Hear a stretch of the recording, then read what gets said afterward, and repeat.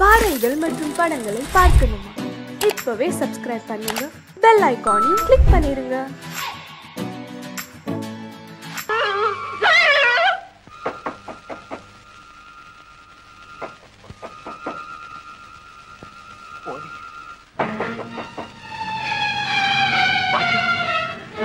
Police வந்து சாப்பிடுங்க.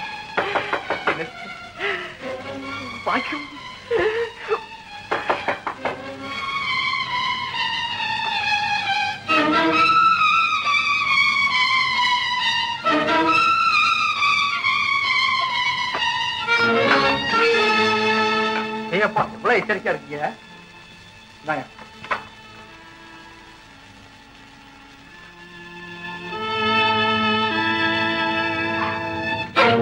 தம்பி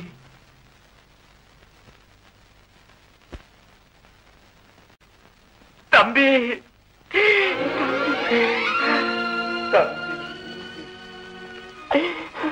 தம்பி தம்பி தம்பி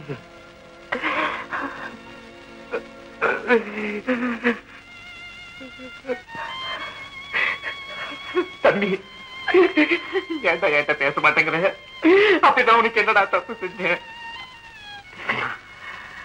நீங்க எந்த நிலைமையில இருக்கீங்கன்னு உங்களுக்கு தெரியுமா?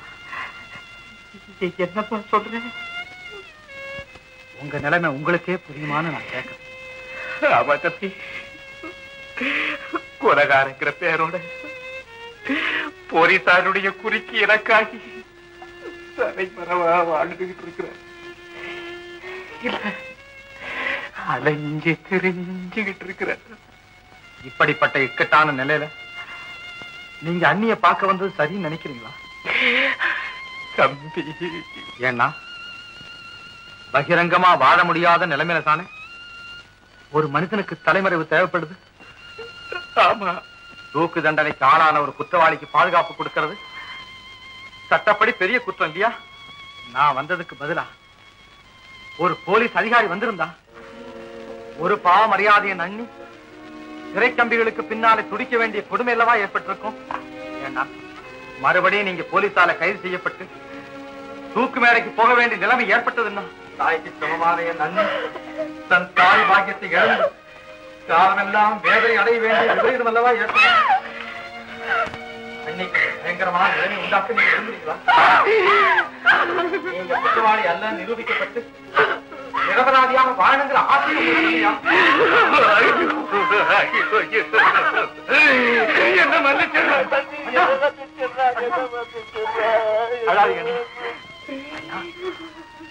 உங்க தம்பிகிட்டையா மன்னிப்பு கேட்கறீங்க? அண்ணா, உங்களை மன்னிக்க கூடிய தகுதி எனக்கு ஏன்னா உங்களுக்காக சிறை செல்ல வேண்டிய வாய்ப்பு எனக்கு கிடைச்சா அதை நான் சந்தோஷமா ஏத்துக்க வேண்டாம்.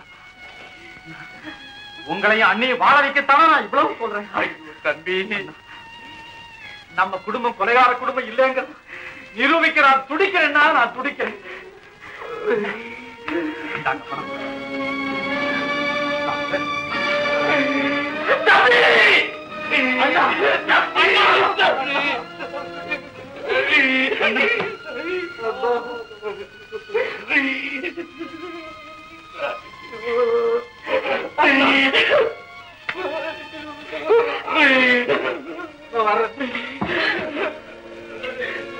தந்திக்கு நடத்த தந்தி போன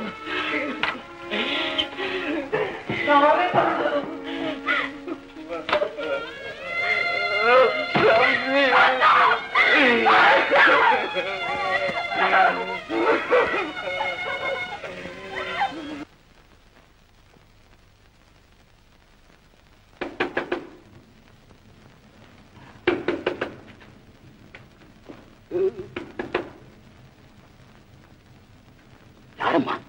யாரோ தெரியல, நீங்க உள்ள போயிடுங்கப்பா.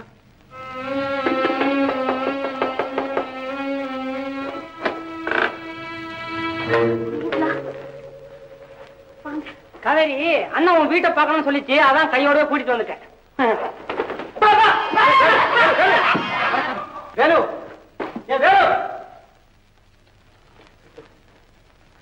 உட்காருங்க.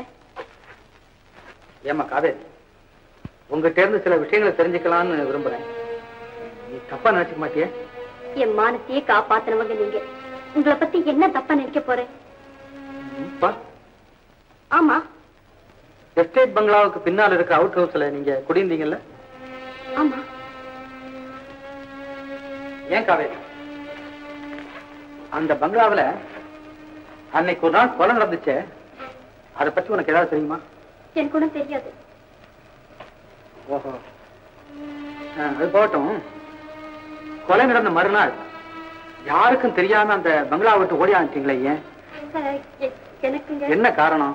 எனக்கு ஒண்ணும் தெரியாதுங்க. எங்க அப்பாவை கேட்டா தான் தெரியும்.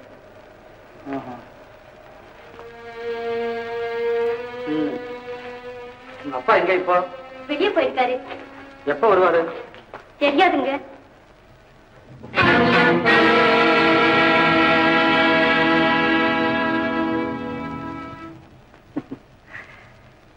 நான் வரேன்.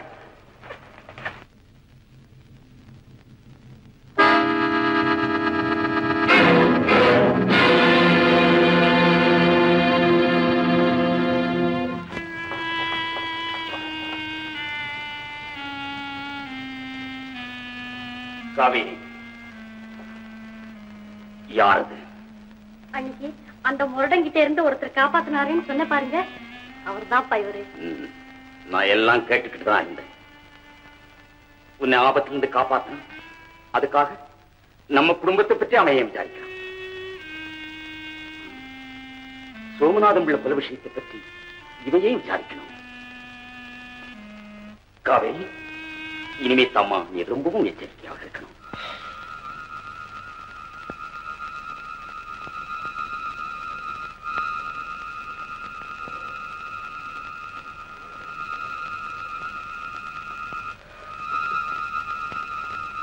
வேறு காவேரி எங்க? தஞ்சாவூர் ஜில்லாவில் இருக்குது. விடியா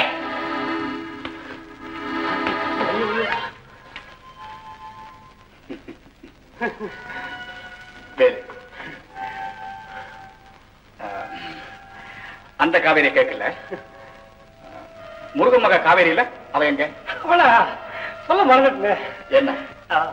அந்த பொண்ணு என்ன கூட்டிட்டு போச்சா, ரயில்வே ஸ்டேஷனுக்கு கூட்டி போச்சு. என்னடா ஸ்டேஷனுக்கு கூட்டி போறாங்க? நான் நினைச்சேன் ஒருவேளை ஸ்டேஷன் மாஸ்டர் பொண்ணா இருக்குன்னு பேசாம இருந்தேன். கமல வண்டி ஏறிட்டான். என்ன என்ன பிளாட்பாரத்தில் நிக்க வச்சு இவ வண்டி ஏறிட்டா, சீரங்க கீழே அப்படின்னு சொல்லணும்னு வாய் எடுக்கிறேன். பக்கத்துல ஒரு பயங்கரமான ஒரு ஆளுங்க, தலையெல்லாம் ஒரு மாதிரியா, கையில் ஒரு கத்தி, சட்டக்கன்னு குத்திர வேண்டாம் அப்படிங்கிற மாதிரி பார்த்தான். எனக்கு எப்படி இருக்கும், அங்க புச்ச ஓட்டம் தான். தூங்க போறேன். நீங்க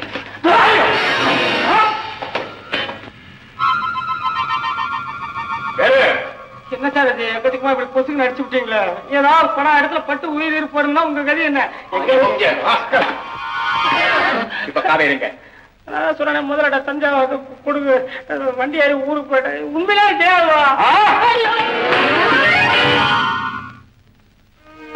நாங்கன்னா நம்ம எஸ்டேட்ல வேலை செய்துகிட்டு இருந்தோம்.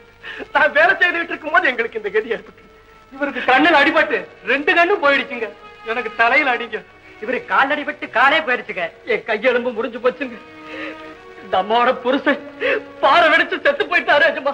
இப்ப நாங்கெல்லாம் அனாதி ஆகிட்டோம்ங்க. எங்களை காப்பாத்துறதுக்கு உங்களை தவிர வேற யாரும் இல்லை எஜமா. சரி, இதுக்கு நாங்க என்னப்பா செய்யுது? உங்களுக்கு இருக்குது போனஸ், இன்கிரிமெண்ட், ப்ராவிடன்ட் ஃபண்ட், அதுலயே பார்த்துன்னு போக வேண்டியதுதான். அது இல்லைங்க, தொழிலாளர் சகாய நிதியில இருந்து எங்களுக்கெல்லாம் பணம் கொடுங்கன்னு தான் கேட்கறோம். சகாய நிதியா? இது என்னப்பா புதுசா இருக்கு? என்னங்க சும்மா இப்படி சொல்றீங்க? வேலை செய்ய முடியாதவங்களுக்கு கொடுத்து உதவுறதுக்குன்னு பெரியய்யா ஒரு சகாய நிதி ஏற்படுத்தி இருக்கிறாரு, தெரியாதா உங்களுக்கு? அப்படியா? ஏமோகன், ஏன் சார், ஏன் சொல்லல? சொல்லும்படியான சந்தர்ப்பம் ஏற்படல. ஓஹோ, எங்க சொத்தை பத்தி எங்க கிட்ட சொல்றதுக்கு உனக்கு நேரம் இல்ல. நீ என்ன ப்ரொப்ரைட்டரா இல்ல இந்த குடும்பத்துக்கு ட்ரஸ்டியா? இது வரைக்கும் நீ சொல்லாம எதுக்கு மேல நான் ஆக்ஷன் எடுப்பேன். ஆனா ஃபர்ஸ்ட் டைம் மன்னிக்கிறேன். ஏன் பணம் கொடுக்கல? உங்க அண்ணா சோமநாதம் பிள்ளைய நானும் சேர்ந்து கையெழுத்து போட்டாதான் ட்ரஸ்ட் ஃபண்ட்ல இருந்து பணம் எடுக்க முடியும். அவர் இறந்த பிறகு பணம் எடுக்கவும் இல்ல, கொடுக்கவும் இல்லை.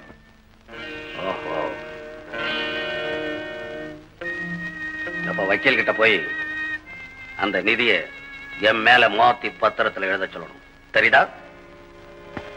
என்ன ஒண்ணுன்னா துடைக்கிறீங்களா? நம்ம அத்தனை பேரும் ஒருமிக்க துடைக்க போறோம். நீங்களே சொல்லுங்க நியாயத்தை. தொழிலாளிக்கு கை கால் உடைஞ்சு போனா என்ன பண்ணணும்? வேலை வாங்குற முதலாளி உதவி செய்யணும். செய்யறீங்க. உன் கால் எனக்கு எதுக்குன்னு நம்ம கையிலே கொடுத்து நடக்க சொல்றோம். வேற யாரு? மேனேஜர் மோகன் தான்.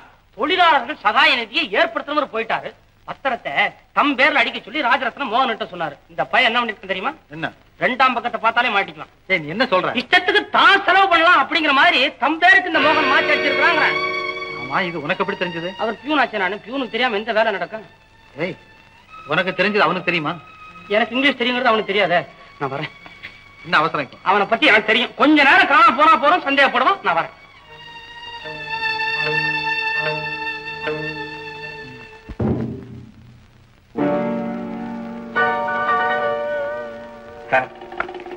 ஐயா மேனேஜரா? என்ன பத்திரமா? ஆமாங்க. வக்கீல வச்சுதானே எல்லாம் பார்த்து எழுதுனீங்க? ஆமாங்க. வக்கீல் எழுதி கொடுத்தத அப்படியே டைப் பண்ணிட்டு வந்திருக்கிறேன். எங்க கையெழுத்து போறது? கழிஞ்சு இல்லையா? ஆமா. யா, கையெழுத்து போடாதீங்க. என்ன சித்தப்பா, என்ன நடந்து? என்ன கேட்காத, மேனேஜரே கேளு. தொழிலாளர் சகாய நிதியில உங்க அப்பா பேருக்கு இருந்த ரைட்ஸ சித்தப்பா பேருக்கு மாத்தின பத்திரத்துல கையெழுத்து போட போனாரு. அப்ப இவன் வந்து தடுத்துட்டான். கேட்டியாமா? கேட்டியா? ஏங்க அப்ப சொல்லணும். சாஸ்திரம் அப்படி நடக்க தெரியல. தடங்கல் பண்ணலாமா நீ? யா, இந்த பத்திரமே மோசடியா எழுதப்பட்டிருக்கு. கள்ள பத்திரமா? பத்திரம் கள்ளப்பத்திரம் இல்லைங்க. இந்த எழுதப்பட்ட விஷயம் அவ்வளவு மோசம். பாருங்க அம்மா, இந்த சாதத்தை நீங்களே படிச்சு. அதுலயா மோசம்? இது பாருங்க.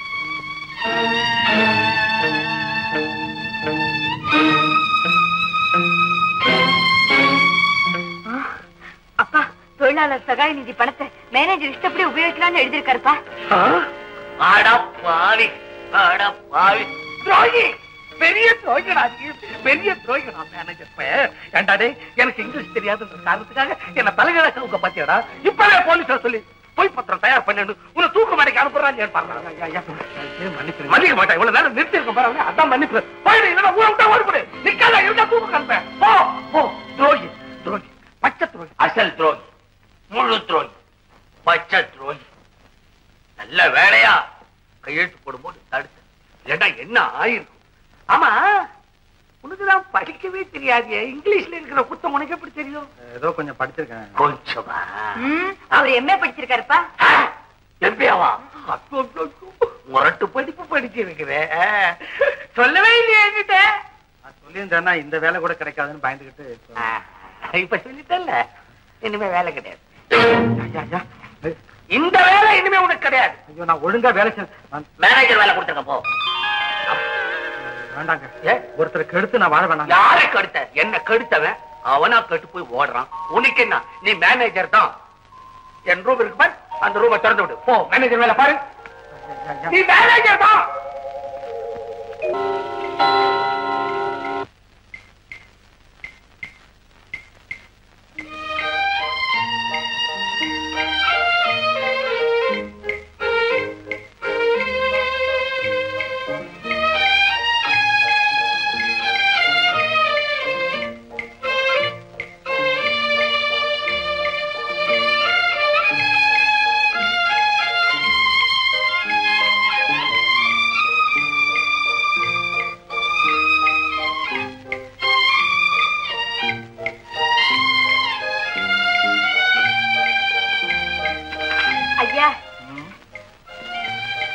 மணி 5 ஆச்சுங்களே. அதுக்குள்ளவா? இவ்வளவு சீக்கிரம் எப்படி மணி 5 ஆச்சு? நீங்க எழுதிக்கிட்டே இருந்தீங்கன்னா அதுல நேரம் போனதே தெரியல போல இருக்கு. அதுக்கு என்ன இப்போ? நான் வீட்டுக்கு போகணுங்களே. வாங்கலாங்களா? இல்லங்க, ஆபீஸ பூட்டி சாவியை கொண்டுட்டு போய் கொடுக்கணும். அப்படி ஒரு பழக்கமா? ஆமாங்க, காலையில வந்ததும் ஆபீஸ கூட்டுறதும் சாயங்காலம் பூட்டுறதும் என் வேலை. போட்டோம், நானே பூட்டி சாவியை கொண்டு கொடுத்துறேன். நீங்க போங்க. போறேன். சரிங்க.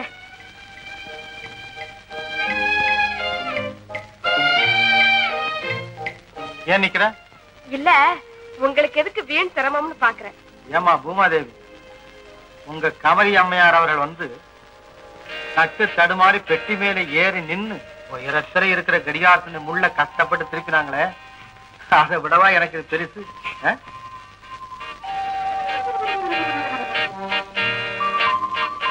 ஆமா, நான் டைட்ட மாத்தி வச்சது உங்களுக்கு எப்படி தெரியும்? யாரு காட்டி கொடுத்தான்னு பாக்குறியா? இந்த கண்ணாடி தான் நீ பின்னாடி முள்ள திருப்பும் போது முன்னாடி எனக்கு காமிச்சிருச்சு.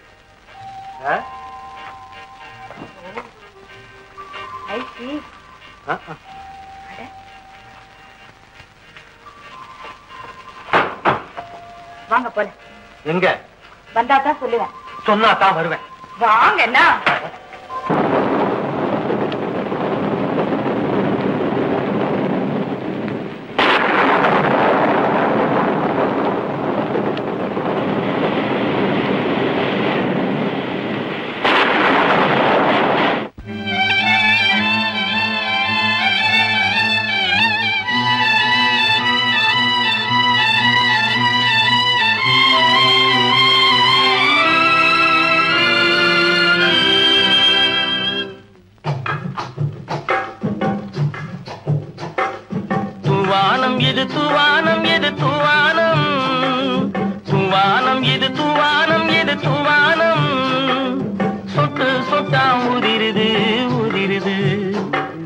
தாழ்வாரத்திலும் கீழ்வாரத்திலும் தளதளவென வளருது.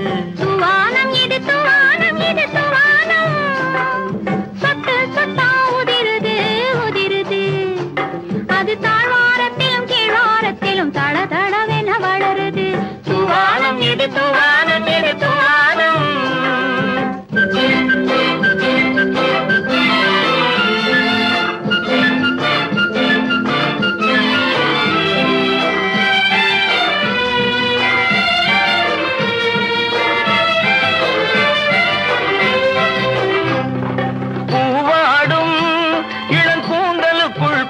புகுந்து ஓடுது மேலாடை தனில் மழை விழுந்து நனைந்து நனைந்து மூடுது. பூவாடும் இளம் கூந்தலுக்குள் புகுந்து புகுந்து ஓடுது. மேலாடை தனில் மழை விழுந்து நனைந்து நனைந்து மூடுது. மானோடும் சிறு விழியிலிட்ட மையும் கரைந்து ஓடுது. தேனோரும் இதழ் மீது வந்து பனித்துளி போல் தேங்குது. துவானம் இது துவானம் இது துவானம், சொட்டு சொட்டா உதிருது உதிருது. அது தாழ்வாரத்திலும் கீழ்வாரத்திலும் தளதளவென வளருது. துவானம் இது துவானம் இது துவானம்.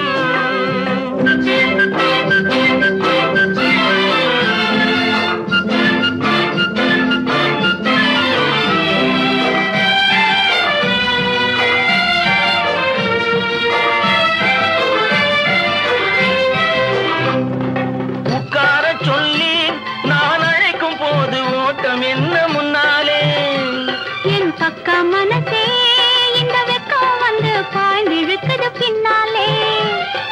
உட்கார சொல்லி நான் அழைக்கும் போது ஓட்டம் என்ன முன்னாலே. என் பக்க மனசே இந்த வெக்கம் வந்து பாய்ந்து இழுக்குது பின்னாலே. தக்க நேரம் வந்து விட்டது தையல் போடு கண்ணாலே. இந்த சரசமாட கூடாது ஒரு தாலி கட்டும் முன்னாலே. துவானம் இது துவானம் இது துவானம், சொட்டு சொட்டா உதிருது உதிருது. அது தாழ்வாரத்திலும் கீழ்வாரத்திலும் தளதளவென வளருது. துவானம் இது துவானம் இது துவானம். உண்மையா பாக்கியம்? உண்மையா? நான் எவ்வளவு சந்தோஷப்பட தெரியுமா? இது மாதிரியான ஒரு மகிழ்ச்சியான செய்தியை நான் ரொம்ப நாளைக்கு முன்னாலேயே எதிர்பார்த்தேன். கல்யாணம் ஆகி 8 வருஷத்துக்கு பிறகா இது மாதிரியான ஒரு நிலைமை ஏற்பட்டதுன்னு நான் ஆண்டவனுக்கு நன்றி செலுத்துறேன் பாக்கியம், நான் ஆண்டவனுக்கு நன்றி செலுத்துறேன். ஆனா என்னங்க, ஒரு மனிதன் ஒரு குழந்தைக்கு தகப்பனாகிறது வாழ்க்கையிலேயே முக்கியமான கட்டம் இல்லையா? இந்த நிலைமையில நான் உன் கூட இருந்து உனக்கு வேண்டியதையெல்லாம் செய்ய முடியாம தலைமறைவா வாழ்கிற ஒரு நிலைமை ஏற்பட்டதேன்னு நான் எவ்வளவு வேதனைப்படுறேன் தெரியுமா? உங்க தம்பி நீங்க அதுதான் நடக்காது. நான் இங்கேயே தான் இருக்க போறேன். இந்த செய்திய தம்பி கேள்விப்பட்டானா எவ்வளவு சந்தோஷப்படுவான் தெரியுமா? பாக்கி போ, போய் தைரியமா கதவு தர போ போ.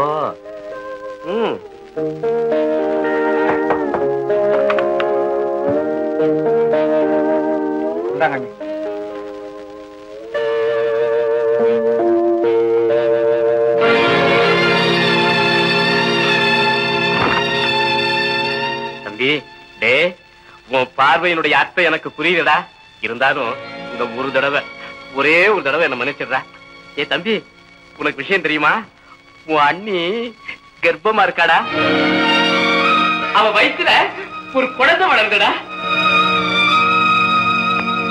தம்பி, இது உனக்கு மகிழ்ச்சியா இல்லையா? துரை, உனக்கு தம்பியோ தங்கையோ பிறக்க போறத நீ வரவேற்கிறியா? என்ன இந்த மகிழ்ச்சியான செய்தி மகத்தான ஆபத்தையே விளைவிக்குங்கிறத உங்களால புரிஞ்சிக்கவே முடியல இல்லையா? தம்பி, நீ என்னடா சொல்ற?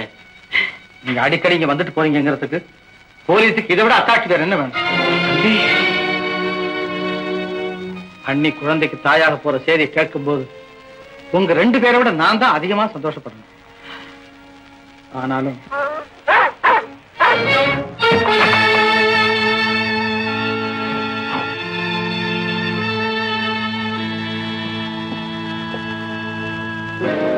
அண்ணி, அண்ணாங்க அவர் போயிட்டார். அண்ணி, இந்த மாதிரி நேரத்துல பெண்கள் கவலைப்படக்கூடாதுன்னு பெரியவங்க சொல்லுவாங்க. இத பத்தி எல்லாம் நினைச்சு நீங்க வருத்தப்படாதீங்க. உடம்ப ஜாக்கிரதையா பாத்துங்க. நான் வரேன்.